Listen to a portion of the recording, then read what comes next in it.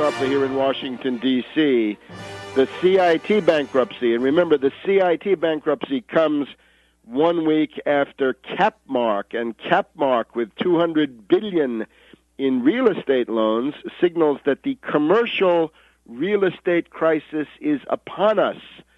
And that will be ongoing, right? $500 to $600 billion worth of commercial real estate mortgages coming due over the next 2 years or so. Expected default rate approximately 50%, and that has already taken down Capmark, another very large bankruptcy. So one Sunday it's Capmark, the next Sunday it's CIT, with terrible consequences for the commercial season, right? In this sick economy, 2/3 of the U.S. economy is retail sales.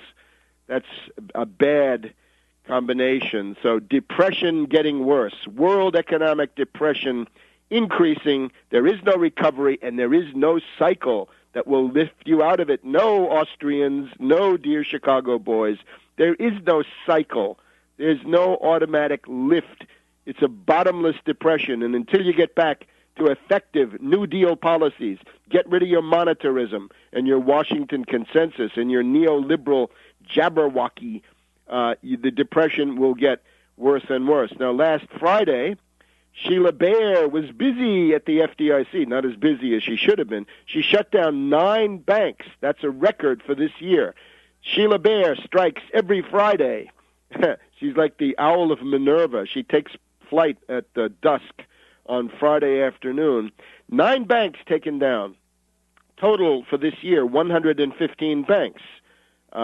California National, banks controlled by the FBOP, Chicago Holding Company, taken down, probably $20 billion in assets in at least one of them. So 115 banks. Now, of course, Sheila Bair forgot again to seize J.P. Morgan Chase, Bank of America, Citibank, Bank of New York Mellon, Wells Fargo, now quite big. I should mention them earlier. They're getting bigger than some of the other ones.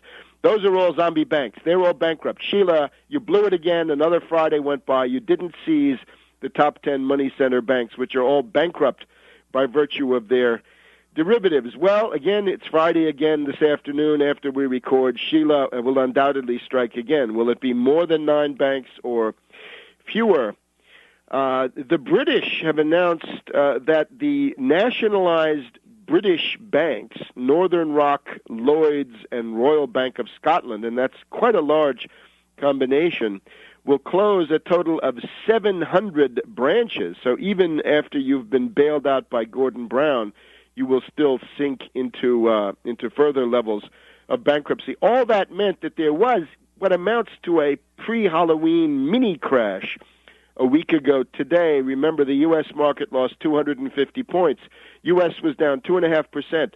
Japan was down almost 3%. Germany down about 3%. The pound took a pounding. The financial stocks were down.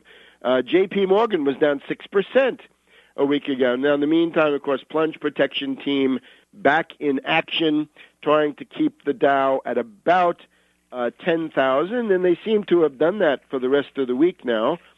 They've also been able to do that without the usual effect of driving down the dollar beyond 1.50 to the euro. So maybe something is changing there. The nature of the crisis shifting. Plenty of time left for catastrophic crashes, though, still in 2009.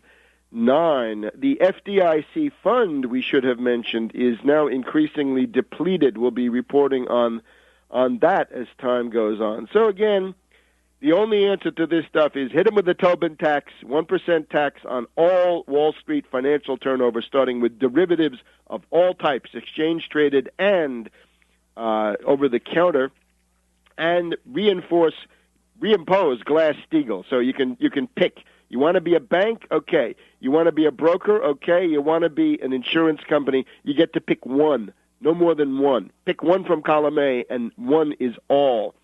If we'd done that, we could have easily let AIG and these other zombie institutions go down. So this is a deepening world economic depression.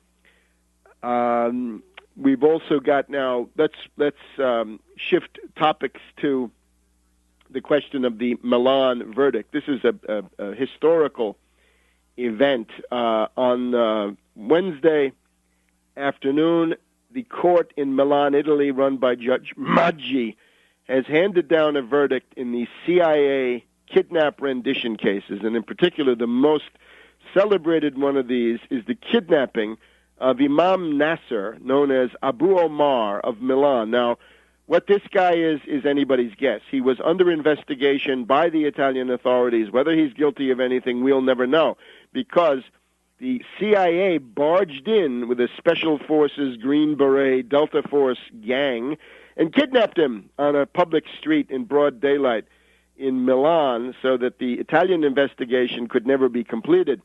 This was in early 2003, the run-up to the Iraq War. So Abu Omar, a militant to be sure, was drugged. He was driven from Milan to Aviano NATO Air Force Base nearby, given a first round of torture, drugged again, taken to Ramstein, the large NATO air base in Germany, and then to Cairo, where he was thoroughly tortured, held in severe captivity for about a year. Then later on, he got transferred into house arrest and so forth. Total of 4 years in captivity, and then prevented from leaving Egypt, where he remains to this day. The operation, of course, under the Mad Dog Bush the Younger administration, approved specifically by Condoleezza Rice. Yes, Condi in the kidnapping business, and, of course, the unfortunate George Tenet. So, in this trial, 33 defendants. Of these, 26 were from the CIA, or U.S. in general. Let's call them CIA for purposes of brevity. Of the 26 CIA defendants, all fugitives, all in absentia, 3 were given diplomatic immunity, including Jeff Castelli, the CIA station chief in Rome, the boss of the CIA presence in Italy. But the other 22 were given 5 years each in jail. So 22 CIA officials convicted of kidnapping, 5 years in the clink.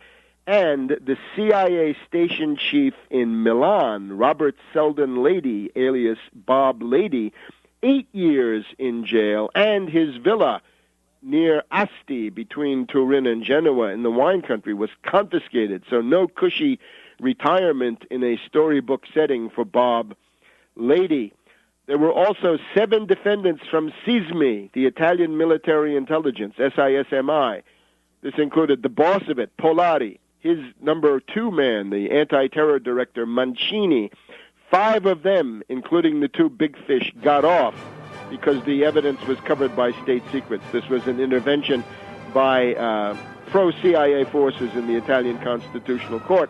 But three SISMI still got 2 years in jail. Sorry. Back in a minute.